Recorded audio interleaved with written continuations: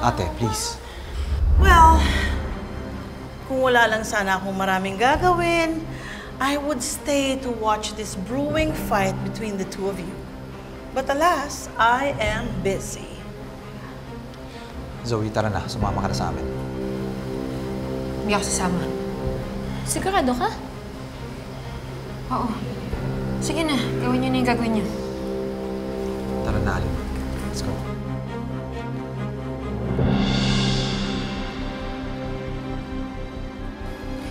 Are you leaving too? Zoe? Malamang. Tinapunan mo ako ng wine eh. Oh, I'm sorry. I'm sorry. That was an honest mistake. You were on the way, kaya ikaw ang nabasa. But Zoe, kanina pa kita hinahanap. Oh, I am so happy that I finally met my apo. Ma belle petite fille. Huwag mo akong hawakan. Ano bang problema mo? Ikaw ang problema ko.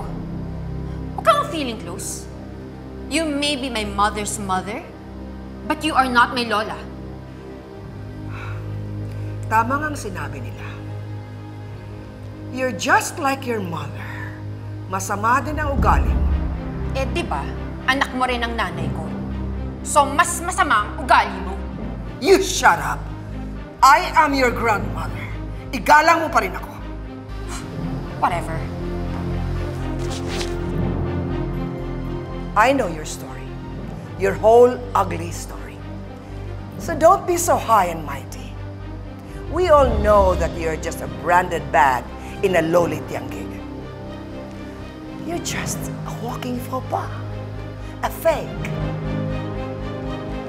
Hindi ka naman talaga totoong taniyag. I visited your mother when she was in jail. And she told me everything. Every dirty detail.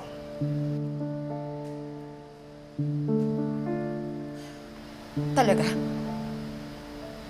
Bakit hindi mo siya tinulungan? Ang dami mo pang sinasabi. May pa-French-French ka pa? But the real question is, may ginawa ka ba? Sabi mo dinala mo siya sa kulungan. Bakit hindi mo siya nilabas? Why did you let her die? Alam mo, hindi ikaw ang kailangan ko. Ang mami ko! Your real father, he is in a mental institution. I am the only one left for you. Sigurado ka ba na hindi mo talaga ako kailangan?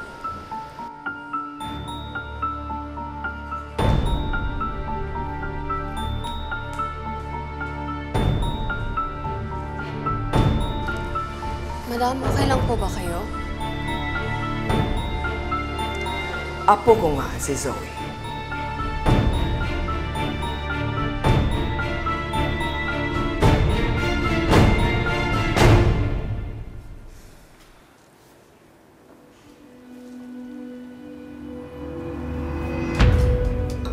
I'm sorry I'm late.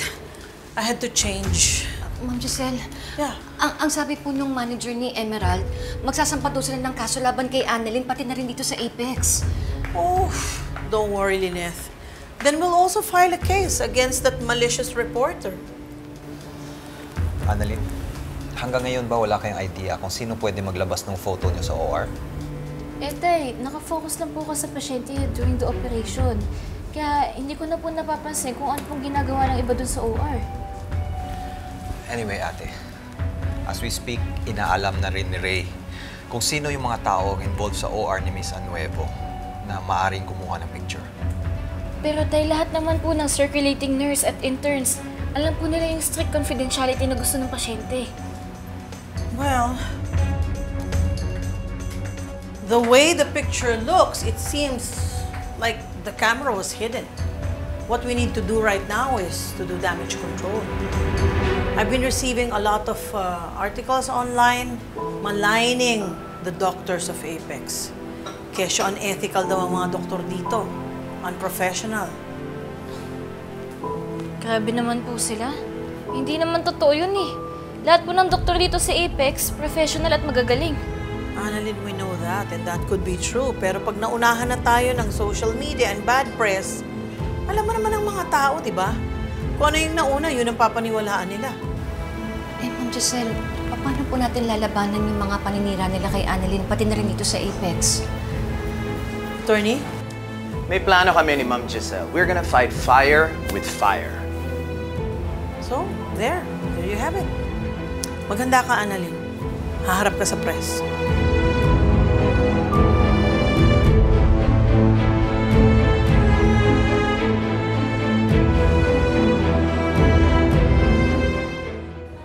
Magandang umaga po sa inyong lahat. Ako po si Dr. Annalyn Santos. Nakita po namin yung kumakalat po na picture ni Ma'am Emerald sa operating room po ng Apex.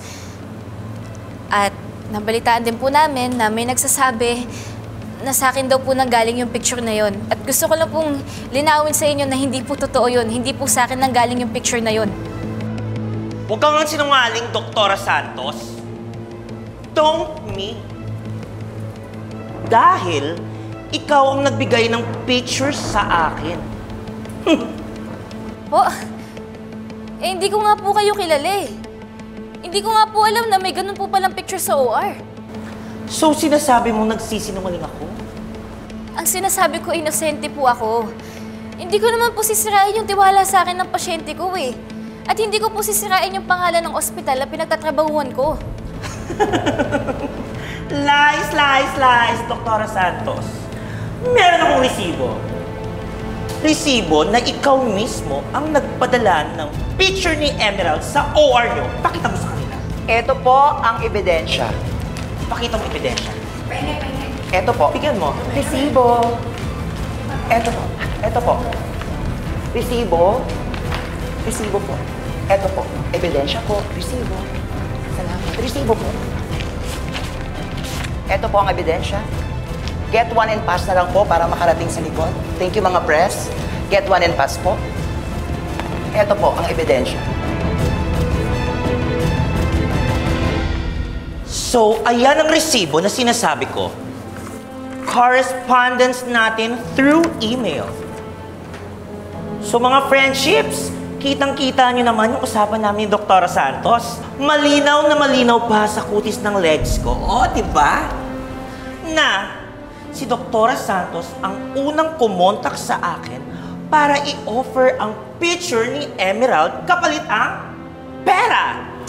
Kano nga ulit yun, ate? 50,000 pesos. Di ba, Dr. Santos? Hindi ko lang naman kung saan-saan pinulot yung perang ipinambayad ko sa'yo. Tapos, i-deny mo kami. Wala po ako natatanggap na pera galing sa inyo. Talagang sinusubukan mo ko, Dr. Santos. Naku, meron pa akong resibo ng money transfer. Kaya don't me again. Go, girl. Show them. Ito po ang ebidensya ng resibo. Ito po ang resibo. Ito po ang resibo. Resibo po. Kayo po yan. Ito po ang resibo. Dito, bigyan mo sila. Ito po ang resibo. So ano, Dr. Santos, magsisinungaling ka pa rin?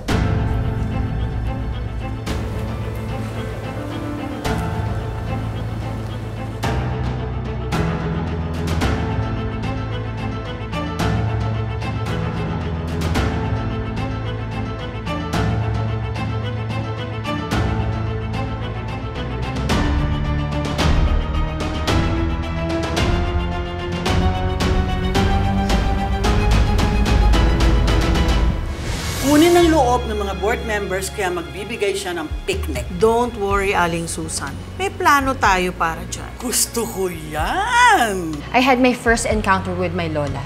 Wait, Lola? She's as bad as I thought she would be. So sa kanya pala kayo nagmana ng mommy mo? Ikaw ba may gawa niyan? Ganyan gumalaw si Mora.